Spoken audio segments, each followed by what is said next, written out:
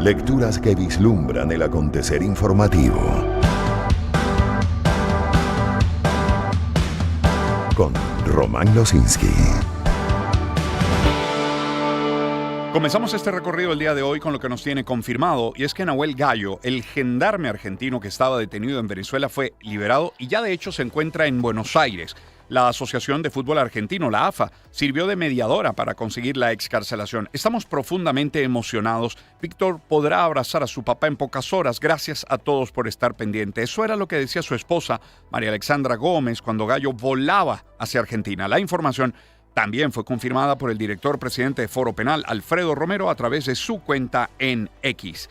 Y el presidente de la Comisión Parlamentaria para la Aplicación de la Ley de Amnistía en Venezuela, el diputado Jorge Arreaza, informó este sábado que 31 militares fueron excarcelados con medidas alternativas, esto con el objetivo de contribuir a la paz y el encuentro nacional. Así lo recoge EFE. A través de un mensaje en X, Arreaza indicó que el sistema de justicia militar de la Fuerza Armada Nacional Bolivariana acordó otorgar estas medidas el viernes a los militares que dijo ya se encuentran en libertad. No precisó las identidades de los militares o cuáles son sus causas ante la justicia. Por cierto, hoy uno de nuestros invitados será a las 7:40 minutos de la mañana.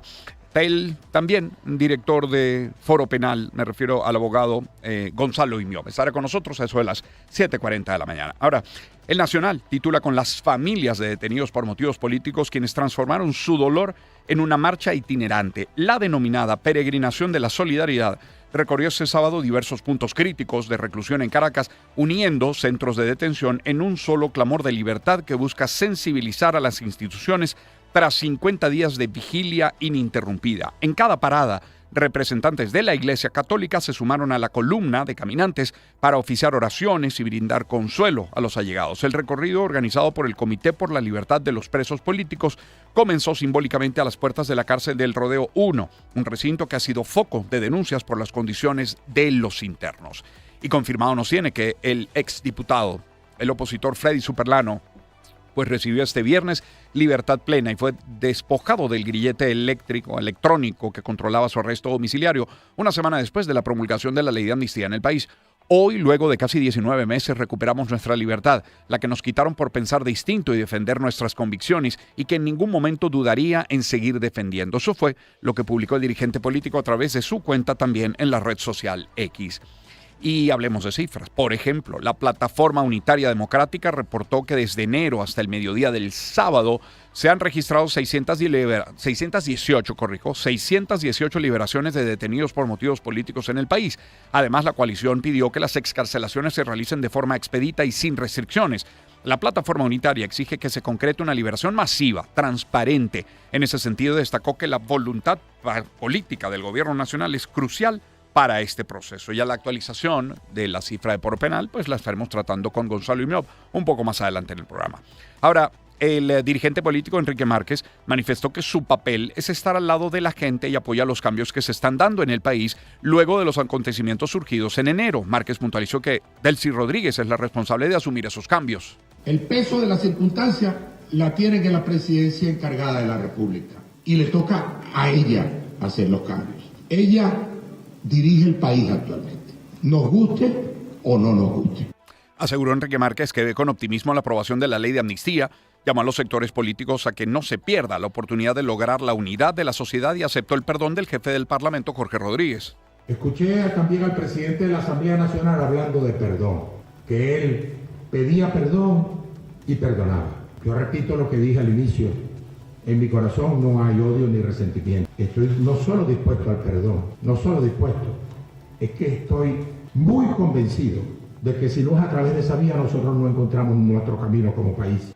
Ahora, en F se lee que Jorge Arreaza lamentó este domingo que el opositor venezolano, Enrique Márquez, haya aparecido públicamente en el discurso del Estado de la Unión del presidente de los Estados Unidos, Donald Trump, el pasado martes.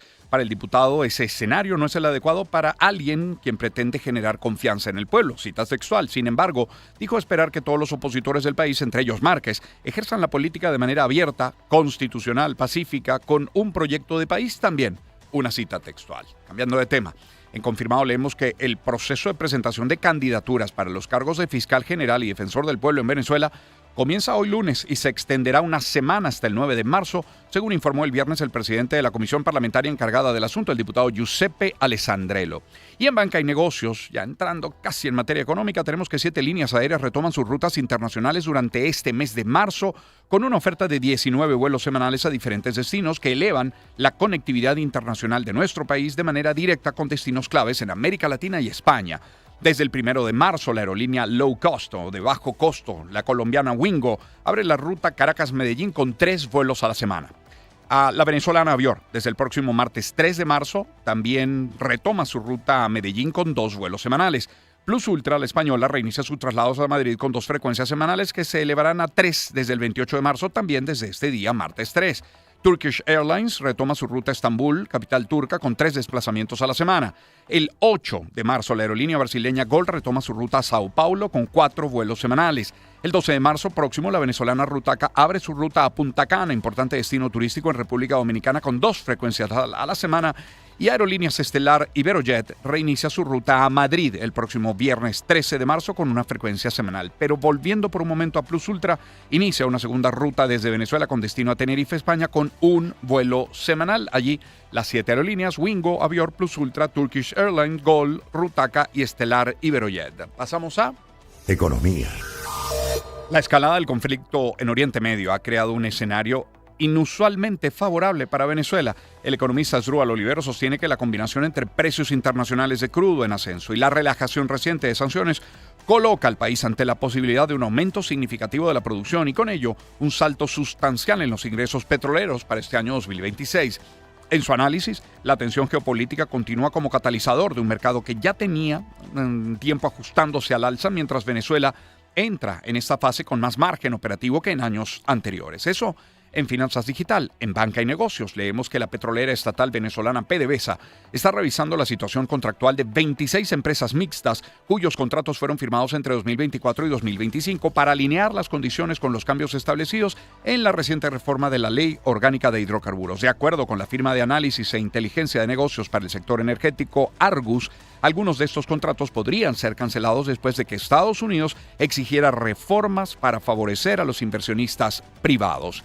Y en F, leemos que Delcy Rodríguez pidió el viernes defender el desarrollo de los hidrocarburos sin ningún tipo de tutelaje y reiteró su exigencia a Estados Unidos de poner fin al bloqueo contra el país. En un encuentro con empresarios nacionales y extranjeros del sector petrolero, entre ellos representantes de la española Repsol, la estadounidense Chevron, la británica Shell y la francesa Maurel & Prom, la funcionaria hizo un llamado a acompañar la batalla por Venezuela, por la soberanía, por su independencia y por el desarrollo de los hidrocarburos sin ningún tipo de tutelaje. Ahora, en Bloomberg, se lee que Venezuela dejó sin efecto la subasta de activos pertenecientes a Halliburton luego de gestiones directas de Estados Unidos, en un momento en que Washington busca facilitar el regreso de empresas petroleras estadounidenses al país. La decisión se produjo tras conversaciones entre funcionarios estadounidenses y la nueva dirigencia venezolana, según personas familiarizadas con el proceso citadas por Bloomberg.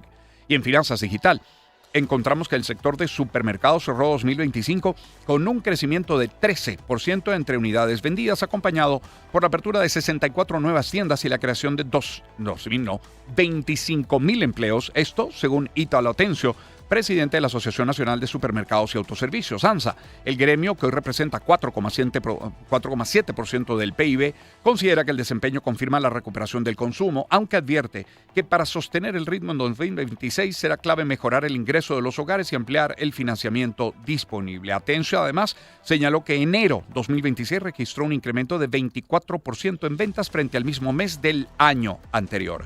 Y el presidente de la Cámara Ferretera Nacional, Bruno Saglimbeni, informó que el gremio registra un crecimiento también que sobrepasa 10%. El reporte es de Ramón Vélez. Destaca que este crecimiento se debe a la expectativa que existe en el país en mejoras de la economía. Bruno Saglimbeni, presidente de la Cámara Ferretera Nacional, 10 de la mañana. Hemos sentido un crecimiento aproximadamente de un 10% en lo que va de año. Estamos comenzando el año. Indiscutiblemente tenemos proyecciones y expectativas de crecimiento importantes de cara a lo que está sucediendo en el país y de aquí a final de año poder también reportar unos números interesantes para el sector. En cuanto al tema del comercio en frontera, lo catalogó como importante debido al trabajo que han llevado a cabo quienes quienes se dedican al ramo de la ferretería. Hemos visto que se han activado muchas empresas nuevas representando marcas de distintas partes del mundo. Las declaraciones fueron ofrecidas durante la celebración de la Expo Ferre Barquisimeto celebrada durante el fin de semana. En el evento participaron más de 70 expositores de todo el país. Y el próximo fin de semana Colombia cerrará fronteras terrestres hasta el 9 de marzo. El reporte lo tiene Yoiri Sosa. El próximo 8 de marzo, Colombia elegirá 291 representantes al Congreso, de los cuales 108 serán curules del Senado y 183 representantes a la Cámara, motivo por el cual el ministro del Interior del país neogranadino, Armando Benedetti, anunció la tarde de este 27 de febrero que Colombia cerrará fronteras desde la noche del 7 de marzo hasta las 6 de la mañana del 9 de marzo, además de aplicar ley seca durante ese periodo. Indicó Benedetti que están estudiando la posibilidad que el cierre de fronteras con Venezuela, Ecuador, Perú, Panamá y Brasil sea a partir de las 12 de la noche del día sábado y no desde las 7 de la noche como suele hacerse. De esta forma no afectar el comercio. Los ciudadanos que tengan previsto cruzar frontera hacia o desde Colombia deberán tomar las previsiones necesarias y estar atentos al horario que sea validado en los próximos días. Salud. Un total de 36 casos de fiebre amarilla se han confirmado en Venezuela desde junio del año pasado, por lo que hay una alerta sanitaria, cita textual, lo informó el viernes la vicepresidenta sectorial de Ciencia, Tecnología, Ecosocialismo y Salud, Isabel Iturria. La funcionaria afirmó que desde mediados de 2025 se registró un claro incremento de casos en el país. Indicó que del total, de ese total, 75% de los casos son personas entre 10 y 49 años de edad. Además, señaló que en la actual campaña de vacunación se priorizaron 22 parroquias en los estados Aragua, Lara, Portuguesa, así como Barinas, donde ha habido el mayor número de casos, mientras que en Caracas no existe virus de fiebre amarilla. Servicios públicos. El gobernador del estado Mérida, Arnaldo Sánchez, señaló que los incendios forestales en la región han afectado el sistema eléctrico. Anunció también el inicio de un plan de administración de cargas y el reporte lo tiene Jade Delgado. Desde hace algunos días, en la entidad andina se han registrado cortes del servicio que se prolongan por varias horas. Arnaldo Sánchez, gobernador del estado Mérida. Hemos tenido en el interior del país muchos incendios. Aumentan la tensión y nos disparan la electricidad. Y esto ha afectado a Táchira, Mérida, Trujillo, Barinas, Zulia, Portuguesa. Sumado a las fallas eléctricas, han comenzado los racionamientos, situación que alarga más el tiempo sin electricidad. Segundo elemento, obviamente ya inició, como todos los últimos años, el proceso de administración de carga, ¿no? Y este proceso de administración de carga probablemente se suma a esta dificultad que nosotros tenemos para garantizar que, bueno, ya en el mes de mayo nosotros no tengamos que hacer cortes largos, sino que podamos nosotros administrar lo que tenemos en nuestra represa. Los habitantes de los diferentes municipios exigen que esta situación mejore. Sucesos. Bueno, en AFP leemos que el ex viceministro de Deporte y quien fue presidente de la Fundación Movimiento por la Paz y la Vida, entre otros cargos en estos más de 25 años, Alexander Mimú Vargas, presuntamente resultó detenido por motivos desconocidos, según la propia AFP. Una foto difundida por medios locales muestra su detención en un gimnasio vertical de Caracas. Aparece con las manos esposadas a su espalda y camina mientras es escoltado por un hombre con ropa de civil. Se desconocen los motivos y si se trata de un procedimiento puntual o será encarcelado. Son las 6:30 de la mañana. Luego de la pausa volveremos con todo el panorama internacional, pero por supuesto el acento en la situación en Oriente Medio. Ahora, Jack Johnson, Si yo tuviera ojos. Encuentro de generaciones. Éxitos. Caracas, Valencia, Maracay, Puerto La Cruz, Puerto Ordaz, Barquisimeto, El Vigía, Mérida, Táchira, Margarita, Maracaibo, Maturín. Guarenas, Guatire. Éxitos. Sonidos en primera fila.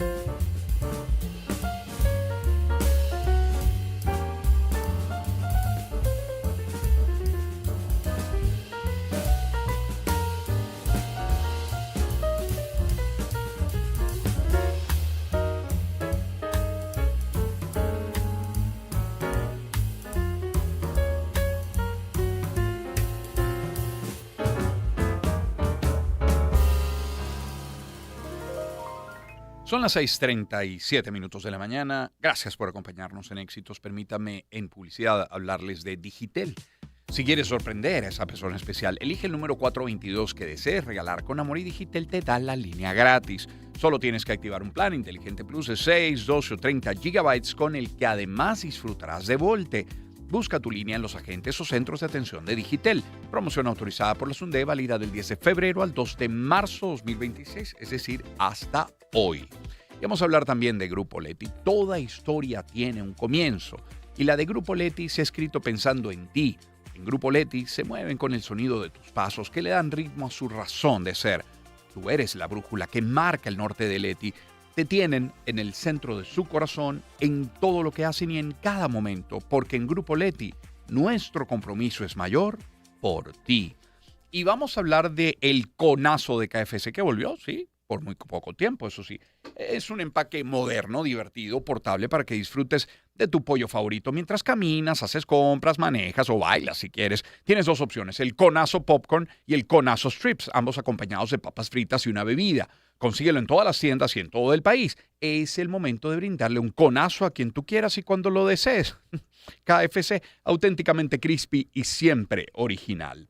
Vamos a hablar de Fotón también. Mire usted, quiero hablarles de la posibilidad de aligerar la carga del negocio. Es comprando el Fotón a crédito, pagando desde el equivalente a $511 al mes con plazos de hasta 24 meses. Algunas condiciones aplican. Visítalos en @FotónUSTLA para que te lleves tu Fotón 0 kilómetro. En Fotón tienen una gran variedad de camiones disponibles con garantía de 3 años o hasta 100,000 kilómetros. Tienen planes de mantenimiento y repuestos originales. Fotón, haciéndote la carga más ligera. Cierro hablándoles de Por Tu Mesa. El secreto de una buena comida no es solo la sazón, es la calidad de los ingredientes. Y eso aplica para todo. Por eso en tu cocina no puede faltar el aceite Por Tu Mesa, 100% puro de soya y hecho con orgullo por manos venezolanas. Un aceite que no cambia el sabor de tus comidas, sino absorbe el sabor de los alimentos. Por Tu Mesa es tu aliado en la cocina. Si buscas un aceite de calidad y a buen precio, busca tu aceite Por Tu Mesa. Por Tu Mesa es calidad en tu mesa. @PorTuMesaVE. Planeta de Naciones. Internacionales. Es un instante que yo preparé anoche, tarde, un resumen, pero ese resumen ha cambiado tanto que prefiero ir de lo más reciente, de los titulares más recientes, hasta, bueno, contar un poco, que te lo debes saber y muy bien, lo que ha ocurrido este fin de semana en Irán y luego el impacto en Oriente Medio. Pero mire, como último minuto, el embajador de Irán ante el Organismo Internacional de Energía Atómica, Ali Reza Najafi, aseguró este lunes que Israel y Estados Unidos han atacado de nuevo la planta de enriquecimiento en Natanz, en el centro del país islámico. Luego en Europa leemos que el director general del Organismo Internacional de la Energía Atómica, Rafael Grossi, ha descartado este lunes que haya indicio alguno sobre ataques o daños a instalaciones nucleares, quise decir, en Irán. El gobierno de Alemania ha descartado este lunes participar en la ofensiva a gran escala lanzada el sábado por Estados Unidos e Israel contra Irán. Por cierto, ofensiva a la que se unió Reino Unido, pero insisto, Alemania ha descartado esa posibilidad. Europa Press nos tiene que las fuerzas de defensa de Israel, las FDI, han asegurado este lunes haber matado a altos cargos de inteligencia iraníes en el ataque inicial alcanzando Teherán. Y en F, leemos que el Kremlin asegura estar decepcionado con que las negociaciones entre Estados Unidos e Irán, bajo la mediación de Omán, desembocaran en una agresión directa contra la República Islámica. Según el portavoz presidencial, Rusia está en permanente contacto con los dirigentes iraníes y Vladimir Putin mantendrá hoy mismo una conversación telefónica internacional sobre la situación en la zona. Por su parte, el ejército israelí ha llamado a filas a cerca de 100,000 reservistas que se suman a soldados regulares para defender las fronteras con Siria y el Líbano, con los territorios ocupados de Gaza y de Cisjordania. En este caso es titular de EFE, como lo es también que el presidente de Chipre confirmó este día lunes el impacto de un dron de producción iraní en la base militar británica de Akrotiri, situada en el suroeste de la isla. El aparato solo causó daños materiales menores, según autoridades. No obstante, Chipre, país que ostenta este semestre la presidencia rotatoria del Consejo de la Unión Europea, ha pospuesto una reunión informal de asuntos europeos, de ministros de asuntos europeos, prevista para el lunes y martes. Y el Ministerio de Energía de Arabia Saudita anunció que algunas operaciones de la enorme refinería de Ras Tanura a orillas del Golfo fueron interrumpidas este lunes porque un ataque provocó un incendio en ese complejo. También leemos que Israel afirma que los bombardeos en Líbano podrían durar muchos días, y eso es textual. El jefe del ejército afirmó que los bombardeos contra el movimiento libanés empezaron este día lunes, pero podrían prolongarse muchos días más. Incluso esas fuerzas de defensa israelíes no descartan la posibilidad de un ataque terrestre contra Líbano. A ver, China pide alto al fuego y reporta a un ciudadano muerto en Irán. Chipre afirma que ese dron israelí se estrelló en base de Reino Unido en la isla. Irán anuncia un ataque contra Tel Aviv, Haifa y Jerusalén Este. Media Luna Roja cifra en 555 los muertos en Irán desde el inicio de la guerra, y Francia está lista para participar en defensa de países del Golfo, y de Jordania. Ese participar lo colocan entre comillas. Francia está lista para participar en la defensa de países del Golfo, blanco de ataques de Irán, lo declaró el lunes su ministro de Relaciones Exteriores, Jean-Noël Barrot. Ahora, el Comando Central de los Estados Unidos, y haciendo ahora sí un recorrido un poco más cronológico, el Comando Central de Estados Unidos inició la operación que ha llamado Furia Épica o Epic Fury el 28 de febrero, por orden del presidente de Estados Unidos, Donald Trump. Las fuerzas estadounidenses e israelíes comenzaron a atacar objetivos a las 6:15 minutos de la mañana. La meta era desmantelar el aparato de seguridad del régimen iraní y priorizar los lugares que representaban una amenaza inminente. Rápidamente se conoció, además, primero por lo dicho por el primer ministro de Israel, Benjamin Netanyahu, pero lo confirmó también el presidente de Estados Unidos, Donald Trump, a través de un mensaje en redes sociales, que el líder supremo de Irán, el ayatolá Ali Khamenei, murió en los ataques ejecutados por Estados Unidos e Israel sobre la República Islámica, y calificó al jefe de Estado iraní como, cito, una de las personas más malvadas de la historia. Por su parte, el ejército de Israel dijo este domingo que su fuerza aérea acabó con la vida del hasta ayer líder supremo iraní, Ali Khamenei, en los bombardeos que dieron inicio a esta nueva guerra desatada contra Irán con intermediación de los Estados Unidos. Ali Khamenei, líder supremo de Irán desde 1989, era una de las figuras más poderosas del país durante casi 4 décadas. Su desaparición marca un punto de inflexión en la política interna y regional en Medio Oriente, y tenemos un esbozo con Evelyn Torres. Khamenei no solo ostentaba el cargo más alto de la República Islámica, sino que tenía la última palabra en asuntos políticos, religiosos, militares y judiciales de Irán. Antes de convertirse en un líder supremo, Khamenei fue presidente de Irán entre 1981 y 1989.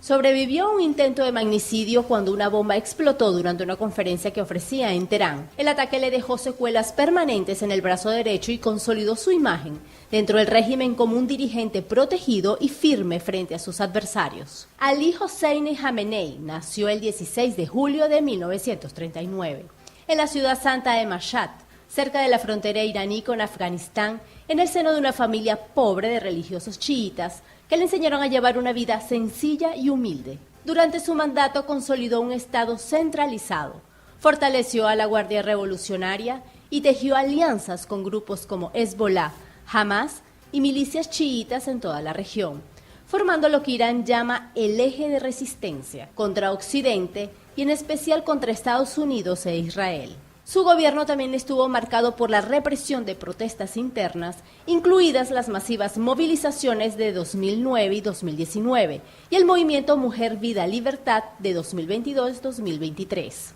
Una de sus últimas apariciones fue en junio de 2025, cuando respondió a Israel tras un ataque similar al de este fin de semana.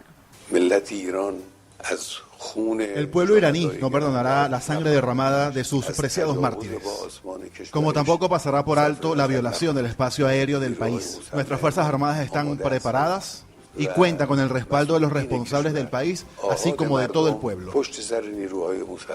Su negativa a ceder en cuestiones como el programa nuclear y su retórica antioccidental profundizaron tensiones con Washington y Jerusalén. La muerte de Khamenei deja un vacío de poder en Irán, sin un sucesor claro y con amenazas de represalias regionales que podrían escalar aún más los ya intensos roces en Medio Oriente. Jamenei tenía 86 años, clérigo, político, presidente entre 1981 y 1989 y líder supremo de Irán. Desde 1989 son 8 años en la presidencia, 36 como líder supremo, 44 años y medio al frente de ese país, aunque con carácter vitalicio, ese título de líder supremo. 6 hijos, por cierto que uno de ellos estaría al frente de ese país. Se habla realmente de un triunvirato, pero con uno de sus hijos al frente. Por cierto que el hijo del difunto Shah de Irán celebra que el régimen islámico haya llegado a su fin. Es una cita textual. Furia épica, decimos que se llama la operación. Se vivió este fin de semana en Irán. Trump, dice esta nota de Mundo UR, cumplió su amenaza. Las Fuerzas Armadas de Estados Unidos han empezado una operación para evitar que esta dictadura radical amenace a los estadounidenses. El complejo del tirano Ali Khamenei fue destruido en el corazón de Teherán. El gran ayatolá Ali Khamenei bebió las 6 copas del martirio por el bien de la gloria del santuario de la República Islámica de Irán y se unió al reino celestial.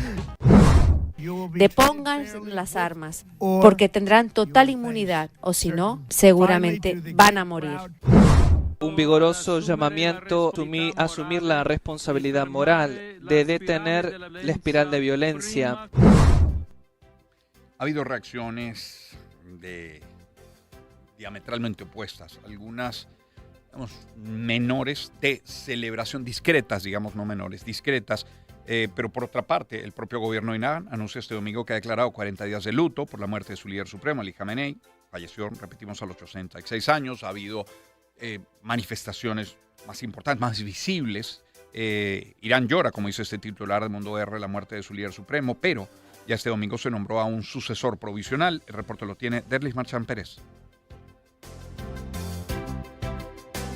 Alireza Arafi es un clérigo y jurista musulmán chiita que nació en 1959 en Mayville, provincia de Yazd, en Irán. Fue predicador y escritor. Aprendió árabe e inglés. Además, estudió matemáticas y filosofía. A los 33 años fue nombrado líder de la oración del viernes. Posteriormente, asumió otras funciones dentro de las instituciones religiosas y políticas de Irán. A los 57 años fue designado como director de los seminarios de Irán. Fue miembro del Consejo de Guardianes encargado de examinar a los candidatos electorales y las leyes aprobadas por el Parlamento. En 2022 fue recibido en audiencia privada por el Papa Francisco. Actualmente es vicepresidente segundo de la Asamblea de Expertos, que elige al líder supremo. También ejerce como presidente de los seminarios islámicos de Irán. Bueno, ¿cómo reaccionó? ¿Cómo se vio esta noticia de los Estados Unidos? Stephanie de Sousa tiene el reporte. Estados Unidos e Israel ejecutaron un ataque militar conjunto contra Irán, incluyendo instalaciones militares, defensas y centros estratégicos. Washington lo definió como una acción necesaria para neutralizar amenazas directas y evitar un programa nuclear. El ataque habría causado centenas de muertes. El presidente Donald Trump defendió la operación como una medida para proteger a Estados Unidos y sus aliados, argumentando que Irán representaba un peligro y que la ofensiva busca impedir que obtenga armas nucleares. Las Fuerzas Armadas de Estados Unidos han empezado una operación para evitar que esta dictadura radical amenace a los estadounidenses y los intereses de seguridad nacional. Vamos a destruir los misiles y vamos entonces a derribar esa industria completamente, la vamos a aniquilar. En una sesión de emergencia del Consejo de Seguridad de la ONU, el representante de Estados Unidos, Mike Waltz, justificó el ataque ante la comunidad internacional como una acción legítima y necesaria. Señaló que Irán había ignorado resoluciones previas del mismo organismo y que no quedaba otra alternativa. Las actividades amenazadoras de Irán ponen en peligro directamente a Estados Unidos, nuestras tropas, nuestras bases, nuestros socios, nuestros aliados en el mundo entero. Estados Unidos no ha escatimado esfuerzos para negociar una resolución pacífica de este conflicto con Irán, pero Irán ha fracasado, no ha aprovechado esta oportunidad. Irán rechazó estas justificaciones como infundadas y declaró que son violaciones del derecho internacional. Calificó los ataques como actos de agresión y crímenes de guerra y afirmó que responderá ejerciendo su derecho de legítima defensa. El conflicto ha elevado las tensiones en Oriente Medio y generado un fuerte debate internacional sobre su legitimidad y consecuencias inmediatas. Hasta el momento la situación sigue volátil con represalias iraníes en curso, llamados a la desescalada desde la ONU y preocupación global por la posibilidad de un conflicto regional más amplio. Precisamente preocupación es lo que ha generado esta información en Europa. Tenemos un reporte especial de Luis Martínez desde Londres.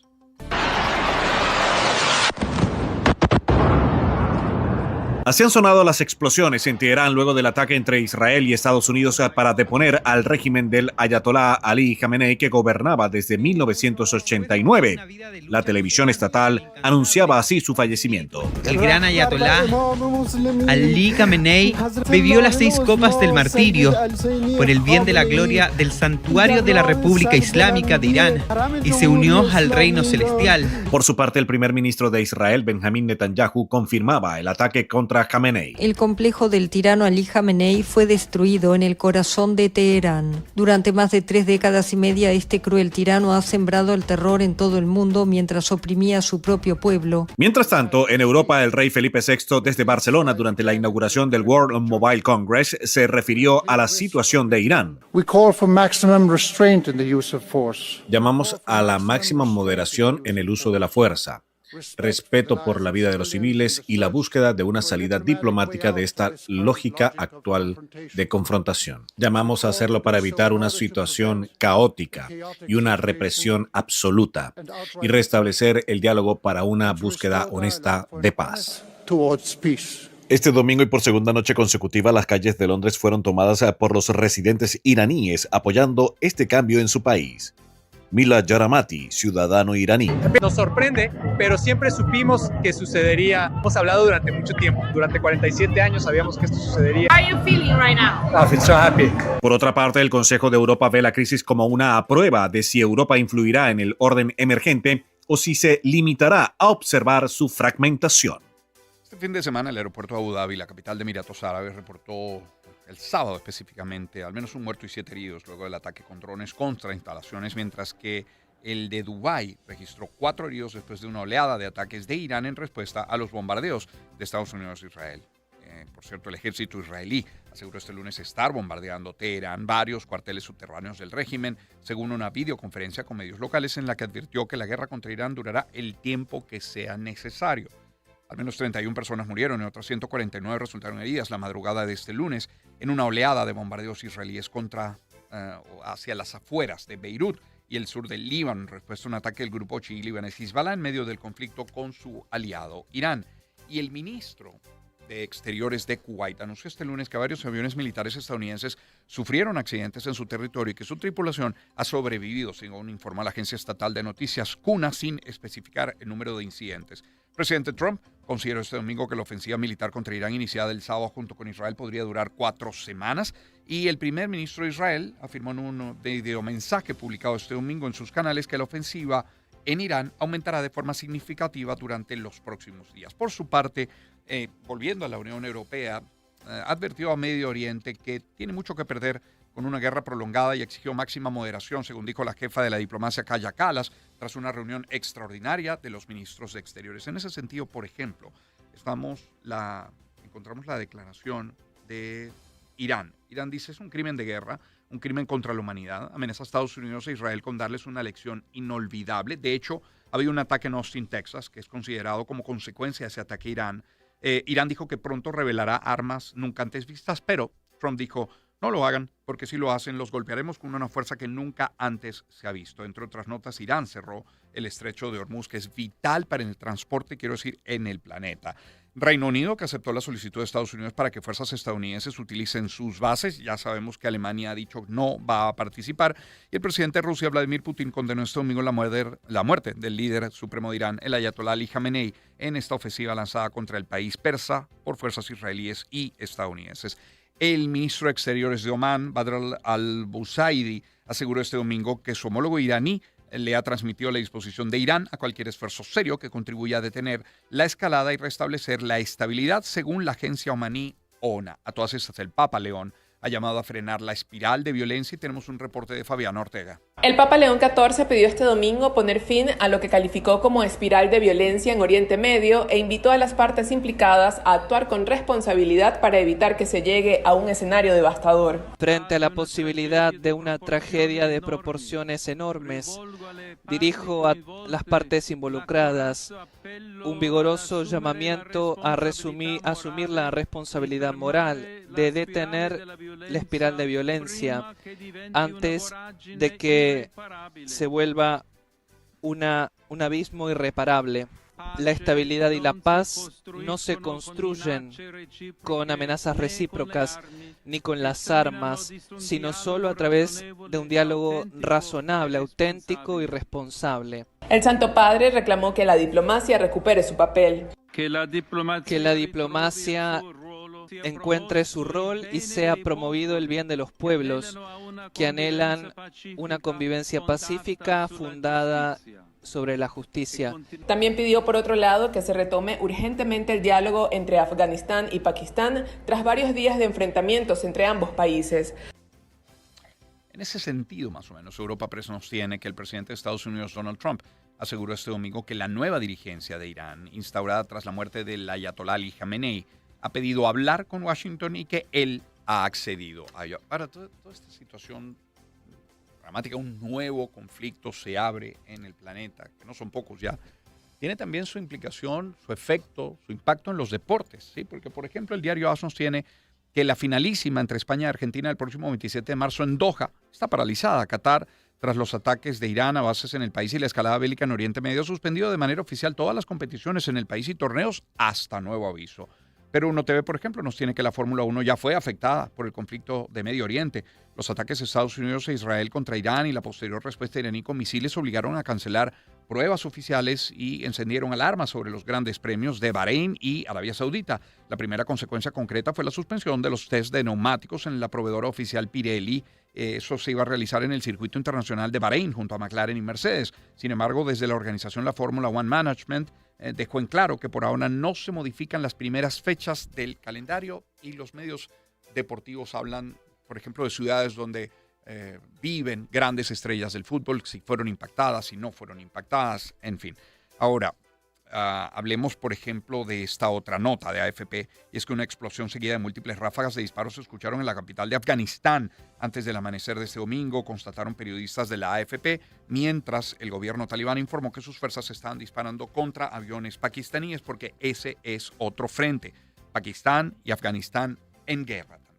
Hay otras notas internacionales, por ejemplo, esa que nos lleva a la guerra en Ucrania. Europa Press nos tiene que las autoridades de Ucrania señalaron que la situación de seguridad tras la crisis abierta en Oriente Próximo con la ofensiva sorpresa de Estados Unidos e Israel contra Irán condiciona los próximos contactos trilaterales con Estados Unidos y Rusia para poner fin a la guerra en ese país. Autoridades de Estados Unidos que investigan si el tiroteo que provocó, es el que acabo de hacer referencia, que provocó la muerte de 2 personas en Austin, Texas, estaría relacionado con ataques de Irán dentro del marco del operativo conjunto con Israel.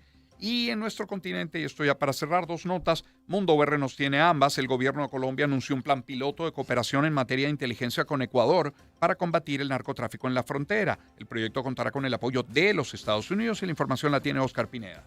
El anuncio lo hizo el ministro de la Defensa de Colombia, Pedro Sánchez, en medio de la subida de aranceles de Ecuador a productos colombianos. Domingo, 1 de la tarde. El 60% de la droga que se incauta a nivel internacional, de acuerdo a unos cálculos, es producto de la inteligencia colombiana. Si nos unimos las naciones, pierden los criminales, pero también avanzamos en un plan piloto para integrar la inteligencia en esta región y coordinado también con los Estados Unidos. Avanzamos en crear un centro integrado de información que permita compartir información entre ambas naciones y también con los Estados Unidos para que no haya zonas grises. El ministro Pedro Sánchez dijo que Colombia ha entrenado a más de 4.000 integrantes de las fuerzas militares y la policía de Ecuador en tácticas y procedimientos para enfrentar con mayor efectividad a las economías ilegales. La otra nota nos tiene que el presidente Javier Milei emitió un fuerte discurso contra el kirchnerismo durante la presentación de su memoria y cuenta que da inicio al periodo ordinario de sesiones del Congreso Nacional. Esa es la última en materia internacional. Por supuesto, nos vamos a mantener muy pendientes de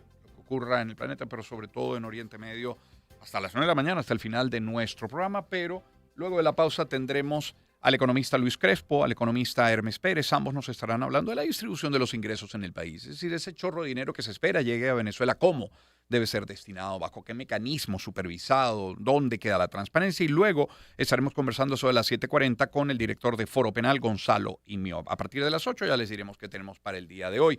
Vamos a irnos a la música, a la pausa con algo de música. Kim Carnes y Betty Davis Eyes.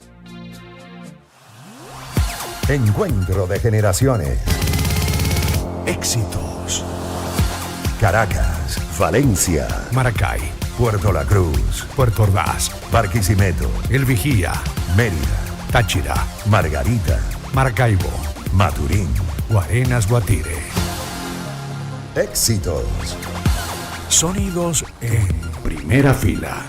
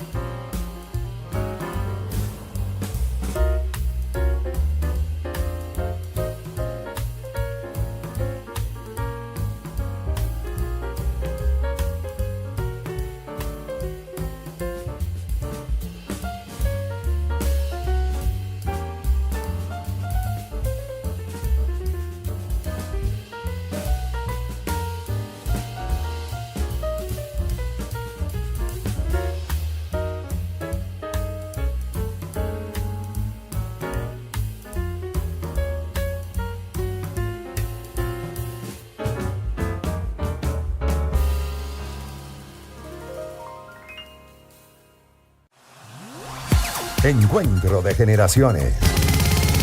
Éxitos. Caracas, Valencia, Maracay, Puerto La Cruz, Puerto Ordaz, Barquisimeto, El Vigía, Mérida, Táchira, Margarita, Maracaibo, Maturín.